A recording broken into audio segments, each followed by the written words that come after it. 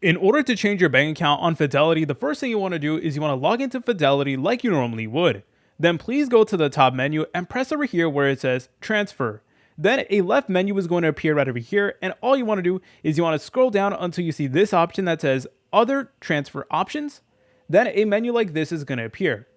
Over here, you want to go to this manage section and be sure to select on manage linked accounts and banks, and that is going to allow you to actually change your bank account that is connected to Fidelity. So it is going to show you the current bank accounts connected, so you're able to go ahead and delete them if you want to. And if you want to update it, then you need to press over here where it says link a new bank or recipient. Just go ahead and press on it, and then over there, you're going to need to go ahead and include your bank information. And when you actually begin adding a bank, it is going to ask you to verify by sending a security code to verify that's actually you who's trying to add a bank account. So please be prepared to that. So please be prepared to do that. And then afterwards, Fidelity is going to walk you through the entire process step by step. You're going to need to verify your account, and then you're going to need to enter in your new bank account's routing and account numbers. If you guys found this video helpful, make sure you like and subscribe. I'll see you in the next video.